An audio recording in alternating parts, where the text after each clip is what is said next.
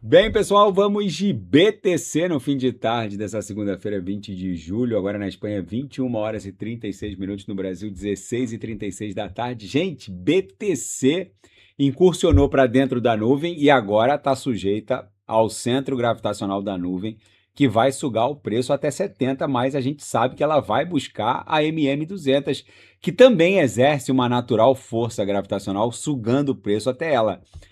Até 72 o Bitcoin vai com facilidade. Inclusive, tem uma tonelada de derivativos, de opções, apostando num strike em torno de US$ 72 mil.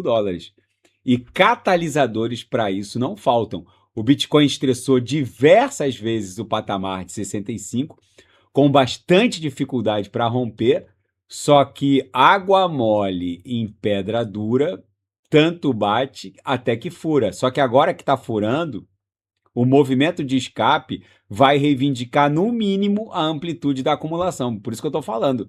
72 mil está logo ali. Só que, gente, os catalisadores são inúmeros. Tem a aprovação da Clarity Act, que talvez efetivamente saia do forno. Tem reunião do Fed. Gente, tem uma reportagem aqui muito interessante, dando conta. Aqui eu estou no site do Morgan Stanley. Ele reportou essa semana que os mercados eles estão precificando mais, pelo menos mais um aumento na taxa básica de juros até o final de 2026, mas o Morgan Stanley está reportando que talvez o Fed nem aumente a taxa em 2026, porque o Kevin Warsh ele tem dito que, na verdade, o que a gente está presenciando no Banco Central americano é uma mudança de regime. O Kevin Warsh ele está mudando a régua com que se mede as coisas. Não é que o Fed alterou a meta de inflação, não é exatamente isso. Eu vou resumir essa reportagem aqui, porque tem muita desinformação em relação ao que está acontecendo.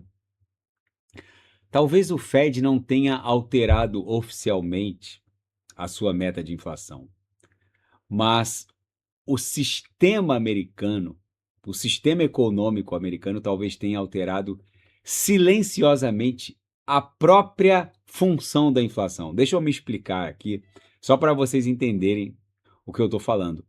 A inflação deixou de ser apenas um inimigo a ser combatido nos Estados Unidos, porque em certos níveis ela vira uma ferramenta de solvência patrimonial. Porque o Estado americano, as famílias, os fundos de pensão, o Wall Street, o mercado imobiliário, as big techs, eles precisam que os ativos subam nominalmente. Não porque isso seja bonito, mas porque toda a arquitetura social norte-americana foi construída sobre uma premissa: o futuro será mais caro, mas o seu patrimônio será maior ainda. Isso tem relação com o sonho americano, né? Se o Fed, porque parem para pensar, o Fed ele não mudou. Eu não estou dizendo aqui que o Fed tenha alterado a meta de inflação. Isso aqui é uma, eu estou conjecturando e expondo o raciocínio por trás dessas duas reportagens. O Fed ele não mudou a meta de inflação no papel, mas o sistema americano talvez já tenha alterado a régua com que se mede a inflação. Porque esse número litúrgico, né, 2%, né, que é uma âncora, é uma liturgia em termos de promessa de estabilidade, né, a frase que banqueiros centrais repetem, e é a função do Fed defender o poder de compra da divisa. Agora, o Fed ele não precisa dizer aos quatro ventos que ele abandonou a meta de 2%, até porque a gente sabe, o 3% virou o novo 2%. Há quanto tempo os Estados Unidos estão com uma inflação acima de 2% ao ano? Há bastante tempo. Então, o, o, o Fed ele não precisa anunciar que ele abandonou os 2%. Ele precisa agir dentro de um mundo que já não consegue sobreviver com inflação baixa demais, com crescimento baixo demais, com ativos parados demais. Porque se os ativos param de subir, pensem nisso, se os ativos param de subir, a sociedade americana começa a descobrir que muita riqueza era, na verdade, uma promessa descontada a juros baixos. Essa é a reflexão.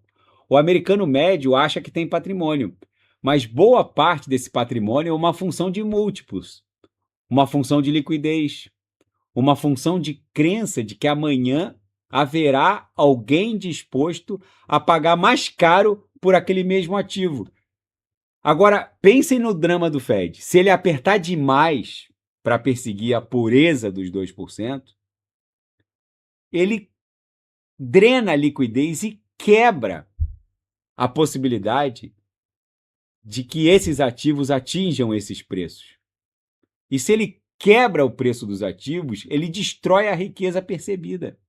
Se ele destrói a riqueza percebida, ele reduz o consumo. Se ele reduz o consumo, ele atinge os lucros. Se ele atinge os lucros, ele derruba o mercado. Se ele derruba o mercado, ele pressiona o crédito. Se ele pressiona o crédito, ele encarece a rolagem.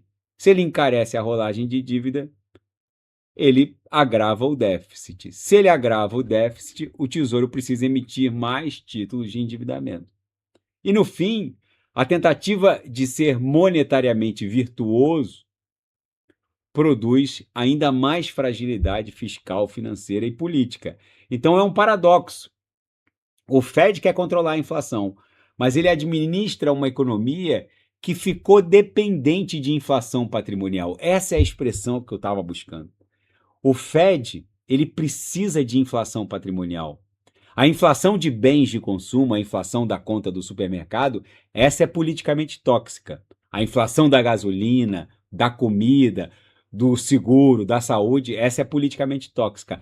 Essa inflação derruba governos, não elege políticos, mas a inflação de ativos é socialmente vendida como prosperidade, né? Casas subindo, bolsa subindo, Nasdaq subindo, a inovação, né? Quantos ministros da economia não ficam se regozijando? Olha, o Ibovespa bateu recorde, eu sou o responsável, mas isso é inflação de ativos. Então, as pessoas não têm noção de como elas são manipuladas, né? Por conta da ignorância também. Então, imóvel subindo, olha, segurança familiar, né? Ações subindo, olha, é o meu governo fazendo uma boa gestão. Agora, mesmo que tudo isso seja inflação, existe a inflação tóxica dos bens de consumo, mas existe a inflação que produz louros para os governos, né? A inflação patrimonial, né? A inflação de ativos, né? Que mostra o extrato lá na XP subindo. Uma parece roubo, a outra parece sucesso do governo da ocasião. Essa é a hipocrisia central que explora muito, né, a ignorância das pessoas. E o Fed, ele vive preso dentro dessa janelinha, né? O Fed alterou a sua meta de inflação? Oficialmente não, ele nem vai fazer isso, porque ele tem que manter a austeridade teatral. É a função dele. Oficialmente, eles não vão reconhecer que abandonaram os 2%, mas estruturalmente, o sistema já, inclusive, aceitou outra coisa. O Estado americano tem dívida demais. O setor privado tem ativos demais dependentes de múltiplos. Tem muita gente esperando o extrato da XP crescer. A população envelhecida precisa de aposentadoria financiada pelos mercados, já que a maioria desses fundos de pensão tem ativos nos mercados, em Nvidia, em Micron. As Big Techs precisam financiar a nova camada cognitiva, mecanizada, civilizacional, que é a inteligência artificial. A defesa americana precisa financiar suas guerras, precisa financiar a onisciência militar de AI no cenário bélico de guerra. A energia que esses hiperescaladores gastam precisam de CAPEX. Então, agora que soberania cognitiva exige trilhões, né, nesse mundo em que a liquidez está fazendo tanta falta, 2%, não pode virar uma meta técnica inflexível, porque isso está se transformando numa camisa de força. Numa camisa de força histórica, porque o momento histórico-cultural da nossa espécie é de financiar uma infraestrutura intergeracional, que é a mecanização da nossa capacidade de decidir racionalmente, que é a inteligência artificial. E é por isso que os mercados estão tão obcecados agora com a próxima decisão do Fed, porque o Fed é o sacerdote que decide se o sistema vai continuar autorizando ou não a expansão nominal dos ativos. Agora, por baixo de toda a linguagem técnica do Fed, há uma pergunta mais crua, né? E talvez um pouco cruel, que é: o Fed vai permitir que o preço dos ativos nominalmente continue funcionando como uma válvula de solvência da sociedade, da economia americana? Essa é a pergunta que importa para o Bitcoin. Porque o Bitcoin não é uma simples e estanque aposta contra o dólar. Isso é simplificar demais a função do Bitcoin. Bitcoin é uma aposta contra a impossibilidade política de um sistema endividado aceitar contração nominal prolongada. Essa é a frase que precisa ser repetida mentalmente para quem tem BTC. Bitcoin é uma aposta contra a impossibilidade política de um sistema endividado aceitar contração nominal prolongada. O sistema tolera correções? Sim. Tolera Nasdaq 100 caindo de 31 mil pontos, quase que bateu, né? Até 27, tolera. Mas tolera agora, já que tudo ficou grande demais, até uma fabricante de memória RAM vale mais de 1 trilhão, tolera corretivas curtas. Tudo ficou grande demais para suportar uma grande corretiva. O sistema consegue tolerar quedas rápidas, curtas, mas estruturais não mais. Esse purismo e laissez-fairismo mercadológico morreu em 2008, quando houve uma decisão de Estado soberana no sentido de que aquele colapso bancário, aquela purga, aquele excesso não poderia ser resolvido, doa quem doer no mercado, e aí o Estado entrou imprimindo 8 tri, e depois disso nada, nunca mais voltou ao normal, e nem vai voltar. Haverá uma grande crise, a mãe de todas as crises, quando os mercados resolverem negar valor às divisas soberanas? Sim, essa crise um dia vai vir. Eu espero que vocês tenham Bitcoin, mas talvez ela aconteça daqui a uma década e meia, 2, não importa. Essa seria a mãe de todas as crises. Até lá, tudo ficou grande demais para crashar. Por isso que toda vez que o sistema se aproxima demais de uma deflação patrimonial, que exponencia o endividamento dos estados, alguma forma de acomodação sempre reaparece. Porque a inflação carcome o valor, inclusive, do endividamento estatal soberano. Então, toda vez que a deflação patrimonial ameaça bater na porta, alguma forma de acomodação acontece. Pode ser corte de juros, pode ser intervenção emergencial, pode ser pandemia, pode ser expansão de déficit, pode ser indústria crítica, setor crítico, como AI. O nome não importa. A função é sempre a mesma: impedir que a arquitetura de ativos desmorone. Porque os ativos precisam continuar subindo nominalmente. E o Bitcoin está no cruzamento desses 3 regimes, né, atuais. Né? A economia patrimonial americana precisa que os ativos sigam subindo nominalmente. A inteligência artificial agora exige uma rodada colossal de investimento, de dívida, de capex em energia, liquidez. E terceiro, a fenomenologia da tokenização, que está transformando ativos em softwares programáveis. As stablecoins estão transformando o dólar numa infraestrutura digital transnacional, e o Bitcoin entra como ativo que não é passivo de ninguém dentro de um mundo que só sabe resolver os seus problemas criando novos passivos. O Bitcoin não promete fluxo, O Bitcoin não promete resgate. O Bitcoin não promete dividendos. O Bitcoin é a versão digital de uma pergunta muito simples. Qual é o ativo que se beneficia quando o sistema precisa emitir mais unidades monetárias para sustentar a ordem, a defesa, a inteligência artificial, energia, os mercados? Essa é a pergunta simples e objetiva. Gente, a maioria das pessoas não tem noção do que está por vir. A maioria das pessoas vive como se acreditasse de forma sacerdotal no ministro da Economia ou o presidente do Fed da ocasião.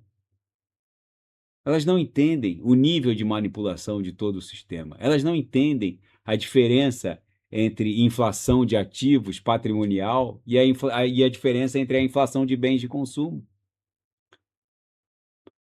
Agora, eu volto a insistir com os senhores. Nós vamos experimentar uma das mais bizarras, violentas e agressivas expansões da base monetária global.